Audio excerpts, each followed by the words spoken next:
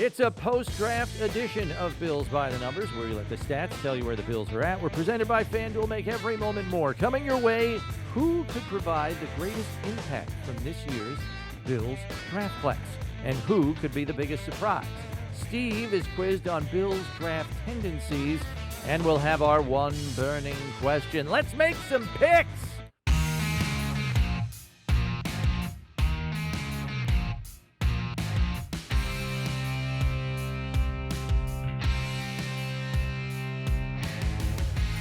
Happy to have you with us here on Bills by the Numbers. Bills Wall of Famer Steve Tasker, Bills play-by-play man Chris Brown with you. And right off the rip, we begin with these three things concerning Buffalo's draft class. Thing number one, even though there were defensive positional needs entering this draft for the Bills and knowing the strength of the class, particularly at the defensive line positions, were you surprised that each of Buffalo's first 5 selections came on the defensive side of the ball?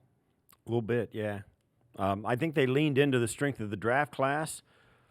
I think whether they knew it or not going into it, with the way their free agency period went, whether they wanted to, they knew they would be able to do it without too much problem. And 5 guys at 2 positions, if you count the defensive line as one position, although it's not, defensive end, defensive tackle, and 2 corners. We've said on the Daily Show, man, they scratched an itch. Oh, yeah. For a lot of Bills fans, and I think it went over really well. So I'm a little surprised, though, that they got all 5 guys at those spots where we had been talking about those spots for weeks. And, man, oh, man, it feels really good because they got some guys, when you start digging into the kind of guys they got and what they can do and what their strengths were and what some of the evaluators, the draft evaluators were talking about, they got some really, really intriguing prospects. So it's a lot of fun to think about. But I am surprised that they leaned into it like that. A lot of their recent draft classes, which we covered on a previous edition of Bills by the Numbers, have been relatively balanced. Yeah. Like offense to defense. I think last year was a perfect 5 on one side of the ball, 5 on the other side in the 24 draft class. And they come out of the chute 5 straight off the rip on the defensive side of the ball. That was surprising for me. And here's the other part, too. You said they kind of gravitated to the strengths of the draft class, which made sense. But they also made 2 big moves up the board for defensive tackles. They go up 15 spots in round 2. They go up 23 spots in round 4. Like, yes, they kind of, in round 1, Bean let the draft come to him and take the corner in Max Hairston, but he was also aggressive, as we've seen him be in years past. Yeah, and even though they came out they went in with 10 picks, came out with 9 draft picks, we all know, too, it's not just about having 3 offensive players and 6 defensive players. 5 of the 6 were at the top of the draft. And when you talk about draft picks, it's not just about the draft class. You get towards the front of those are weighted picks. Yeah. Those are high quality, high expectation, high production assets that you went all on that side of the ball. So this draft, while it was 6-3 in favor of the defensive picks and the offensive picks, they were all at the front of the draft, almost all. Yeah. That's why it kind of feels weighted heavily to the defensive side, not just with 6-3 picks. It was also the first 5. Yeah. That's big. Thing number 2, and naturally this question will lean toward the earlier picks, but who do you believe could provide the greatest impact from this year's draft class for the Bills in 2025? I think you got to start at the corner with Max Hairston. He's a guy that could step on the field and get it done. Yeah. He's an NFL athlete. He's going to be able to keep up with whoever they face. He's going to match up. Like I said, you look at the top of the draft, and that's where you think it's going to be. And the other one would probably be Landon Jackson. I think those 2 are close, but I think Max Hairston is going to be on the field. Yeah, when they kick it off. And I think what enhances his chances for that to happen is the fact that he has experience playing both man coverage and zone coverage, and he's going to be asked to do both here as well. But the fact that the scheme they ran in Kentucky asked him to process and understand zone concepts as well as man-to-man, which is considered a strength of his, I think equips him coming in the door with the knowledge he's going to need to get this coaching staff to trust him and put him on the field as a starter. Yeah, you saw one of the reasons he's is the kind of athlete he is, and had the evaluations he did, was that when you watch some of these guys, when you watch their highlight tapes, it's the same play and it's just spins different. Like he does the same thing over and over. Is he really good at it? Hairston, you see him dropping back with his eyes on the quarterback. You see him up in the receiver's face chasing the guy down. Yeah. You see him playing off with his eyes on the receiver. You see him playing zone man with his eyes off the receiver and looking at the quarterback. So he's got an area to defend, and he makes plays in all of those aspects. Right. He's not just, out. He's just not just guarding a wide receiver that he's a way better athlete than, and just dominates the guy. Mm-hmm. He's making plays in every aspect of the defensive scheme. And they ask him to do a lot of different things. He's good at all of them. He makes plays in all of them. You see all that stuff on his highlight reel. It's not always the case with a corner. And I would tend to agree with your pick of Landon Jackson as well. He was my favorite pick in the entire draft for the Bills because I think they got him at a great value. I thought he was going to be a top 60 pick. He goes a little bit later than that at pick 72 in round 3. But I think this is a guy that's going to challenge to be a base defense end on first and second down before Bosa comes on the field for obvious passing situations. Not that Landon Jackson can't rush the passer himself, but I think they want Bosa to be a pass rush specialist, as we have discussed on the Daily Show, One Bills Live. He's probably only going to get 30 to 35 snaps a game. You need somebody to hold down that, run front base end position opposite Rousseau. And with his length and his ability to set the edge, I think he's going to really push guys like A.J. Epinesa for a starter's role on the early rundowns. Right. I'm curious to see how much playing time he can carve out for himself. Thing number 3, which player who may not have big expectations do you think could be the biggest surprise of the draft class? I think it might be the tight end, Jackson Hawes. Yeah. Certainly, you can see a path where he gets on the field as a third tight end, a round 5 pick. You can see a path for him to get on the field, and I think also an expanded role given the fact that the pendulum is swinging away from, throwing it 66% of the time and running at 33% of the time.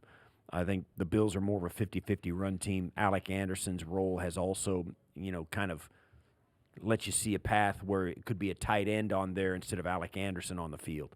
So I think that guy might be the surprise. He's not a Dalton Kincaid coming out of college. He's not a guy that is a Travis Kelce type of tight end. He's more of a Lee Smith tight end, more of an offensive lineman wearing an 80s number kind of tight end. But he does show some ability to run some routes and get open intermediate. He's not going to outrun a safety or maybe even a linebacker, but he might push him out of the way. Yeah. And we heard Greg Cosell on our Daily Show even say, in his opinion, he was the best blocking tight end in the draft.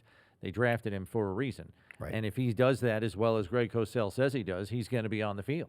Right. He's going to get a jersey. He's going to be active. He's going to play 17 games. I think biggest surprise for me, I think it could be Deion Walker if, everything with the back is good to go and he can play freely without issue. And then I would put Jordan Hancock in that category too, only because of his position flexibility. When you can play safety and also slot corner, they're going to find a role for you in a sub package somewhere. And his athleticism is very good, 4.45 40 time, good in the other testing as well.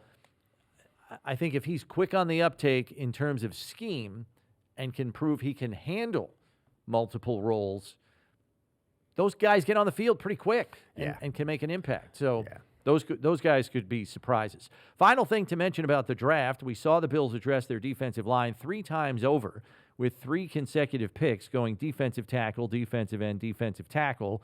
Their division rivals wisely took a page out of Buffalo's book. Miami drafted 3 defensive linemen, including their top pick, Kenneth Grant out of Michigan, and an offensive lineman in guard Jonah Savanea. The Patriots drafted 3 offensive linemen, including top pick Will Campbell with the 4th overall pick. Do you find it interesting that after 5 straight division titles by the Bills, Buffalo's division opponents are finally beginning to copy them? Interesting, and one thing, Miami has always felt that Tua was their guy, so I think they're finally figuring out how to help him in a better way than just getting the ball out of his hands fast. Yeah, with toys. Right. Yeah. New England with a new head coach and Mike Vrabel, and I both have a lot of respect for Vrabel and think that's the team that you're really looking over. If the Bills are looking over their shoulder at anybody, it's New England. They've got their guy in Drake May. They know how to build it around a guy, and it starts up front and all of that. So 3 offensive linemen they drafted with Will Campbell in the mix there. That says all you need to know.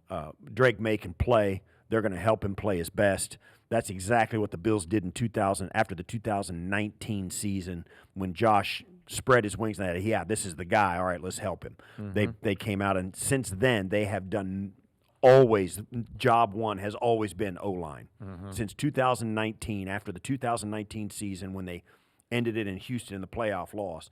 Well, it was even before that. This team has stacked guys around him up front. Yeah. And that's what New England's doing, and it makes sense. So where they're at now, I think, with their Miami's realization that they got to do more for Tua than give him speed and a quick release offense, and also New England with finding their guy finally in post Tom Brady era. Yeah, it makes perfect sense for both those clubs to do what they've done. And for what it's worth, the Jets in back-to-back years have drafted offensive tackles in the first round. They had 2 picks in 24. One of them was an offensive tackle, Fashanu, and then this year they draft Armand Membu, 7th overall, who is a very good right tackle who's got a little attitude as well out of Missouri. We move to the numbers game where Steve will be quizzed on Bills draft tendencies. Here we go. Question number 1. As we mentioned, Steve, the first 5 picks for the Bills came on the defensive side of the ball. It's the first time that has happened since 2006. Can you name 2 of the top 5 defensive picks in Buffalo's 2006 draft? 2006? Yes. 19 years ago. That's right. 5 straight defensive picks. And I will give you a hint. They drafted 8th overall that year in 2006. Is this the McCargo draft? It could be. Do you want to try to name 2 of the 5? Okay. McCargo? That's one of them. Kyle Williams in 5th round, yes. That's Also, all I needed from you. You want to try more? No. You don't? No. You don't remember who was the 8th pick overall that year? McCargo was 26th. They traded back up into the round to get him. Darius Byrd. Not Jarris Byrd. Dante Whitner. Oh, okay. Yeah. Dante Whitner goes 8th overall. Ashton Yabodi was the 3rd round pick. And Co Simpson, your 4th round pick, safety out of South Carolina. Okay. Question number 2. Wow. When would you guess was the last time the Bills drafted 3 defensive linemen in one draft class? The last time? Give me a year. 2021. 2022? Nope. 2020? It's not that recent. It's a long time ago. Oh, is it? 1985. Well, not that far. It was... Let's say, it's in the 80s? No. 90s? It's in this century, Ah, jeez. but it's a long time. 06. It's actually 2001, Steve. Oh, my gosh. I'm all over the map here. When they drafted Aaron Schobel, Okay. Ron Edwards, and Tyrone Robertson. Oh, my gosh. He was a 7th round pick. Question number 3. When would you guess the last time the Bills drafted 3 defensive backs in one draft class like they did this year? This year was obviously Hairston, Jordan Hancock, Dorian Strong. When was the last time you think they drafted 3 defensive backs in one class? This wasn't too terribly long ago. It was, It was this century, and it was more recent than the last answer. I'll say I'm like throwing darts, like 2011. Exactly. That's exactly correct. No. You want to take?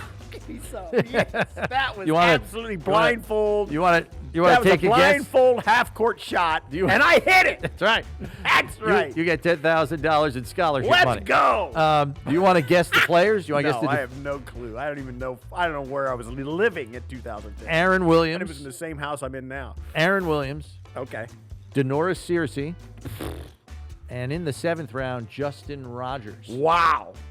Give me some on that. who was a returner more than a That DB. would, you put a pin in That was this a dart episode that right hit here. the bullseye. That was an absolute. Bullseye. That was like pin the tail on the donkey. That was. Wow. Blindfold, turn around 3 times, and see if you can find it. That's right. And finally, Woo! Steve, question number 4. Give me some. Since Sean McDermott was named head coach in 2017, what is the most popular position group for first picks in the draft? Not first round picks necessarily, first pick in the draft. You know they didn't have a first round pick in 2020. Right. So since 2017, most popular position group for first pick in the draft by the Bills. So does D-line count as Talking one, or is it 8 defensive drafts. tackle or defensive end? Are they separated? I End would and tackle are separated? Yeah, I would separate. I will say. I say corner. Corner is correct. Yeah. You want to name them? Trey, Yep, Tre'Davious White, Kair, Kair, Max. and Max. Is that it, Max? That's it. Yeah. Very nice finish, Steve. Yeah. 3 times cornerback has been the top pick in the Bills draft in the Bean McDermott era. Strong finish by Steve Tasker there in the numbers game. Well done. Bills fans, get in on the action with FanDuel, America's #1 sportsbook. Just download the app to play any way you want. Plus, with live betting, you'll get updated odds on games that have already started. Best of all, you get paid your winnings fast. Make every moment more with FanDuel, official sportsbook partner of the Buffalo Bills. Time now for our one burning question. And this deals with the draft class as a whole. What, Steve, do you believe is the most important quality that Buffalo's draft class collectively adds to the roster? Well, it's a little early, but at first blush, it could be one of 2 things for me: speed, size, because they got both. I'm going to say size. I think There's size. more of it. Yeah, right? I think there's more size And than more anything. plentiful supply than certainly probably Max speed. can really run, and so can all these other guys. But I think with Dion, T.J. Sanders, Jackson being length. Yep. I think Even size Chase is the Lunt, thing. the tackle, Yeah. is 6'8". Yeah, On the offensive side.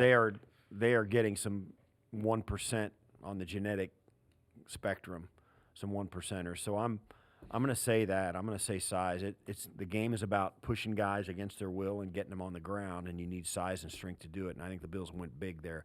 And with Max and Prather and these guys, I think too they can run. So. Yeah, but I'd say size just because of the number of guys they took. It kind of sticks out like a sore thumb. The Bills knew they had to get bigger up front on the defensive side of the ball so they could win the battle at the line of scrimmage more often, because there were weeks where they would just get pushed around. Teams would run on them. Quarterbacks would have a lot of time to throw, and they didn't have enough answers. I think if you want to add something else, and this is obvious because they're draft choices and they're just starting their NFL careers, youth. Yeah. They knew that they had to get younger on defense as well. And similar to the youth movement you saw on offense, I think you saw it in more plentiful supply on defense with this draft class being 6 of 9 on the defensive side of the ball. I think up front, they've been a little aged, and they've lost players due to injury because of that age and that mileage. And now you have younger players who are going to, I think, step right on the field, even if it's on a rotational basis. Yeah. And this team will be a lot younger. I mean, I wrote about it on BuffaloBills.com. Their defensive line is almost 5 years younger on average than it was when they walked off the field in the AFC title game last year. I think McDermott and Bean had this philosophy that when we can find a player, let's get a veteran guy with some experience who at least will be in the right spot and will know how to work and be a pro, rather than, and particularly in free agency, rather than taking a young guy who washed out at another team who's got some traits that maybe we can tap into. I think, and that philosophy, along with some injuries, has led them down this road where all of a sudden you got Vaughn, you got Daquan, you got Jordan Phillips, you got some guys that are been around for a Starlo Tulele was of that early on in Sean's career here, although Star was a little younger when they got him. I think it took them down that road, and those are the guys they always felt like they wanted to lean on. Now they kind of just kicked away the crutch. And they said, listen, we're going to go with these young guys. We're going to give them a shot at it, and we're going to live with it and get them right. So I think that the fact that they were old on defense was a byproduct of their unwillingness to depend on somebody they between the ears who didn't have experience. Our closing figure deals with Buffalo's 72nd overall pick. This year, the Bills selected defensive end Landon Jackson out of Arkansas. And defensive end should not have been a surprise because each of the previous 2 times the Bills picked 72nd in an NFL draft, they picked a defensive end. In 2010, they picked defensive end Alex Carrington out of Arkansas State. And in 2008, they picked defensive end Chris Ellis out of Virginia Tech. The only time the Bills held the 72nd pick and did not take a defensive end was back in 1965 when they picked defensive back Al Nelson. We should not have been surprised. At all. Oh, my gosh, they do it all the time on Pick 72. That's it for this edition. Be sure to watch us on the Bills YouTube channel or subscribe on whatever podcast platform you use to listen to us so you know when the next episode is out, because when you need to know about the Bills, you need to check Bills by the numbers. For Steve Tasker, I'm Chris Brown. Thanks for listening. We'll catch you next time, everybody.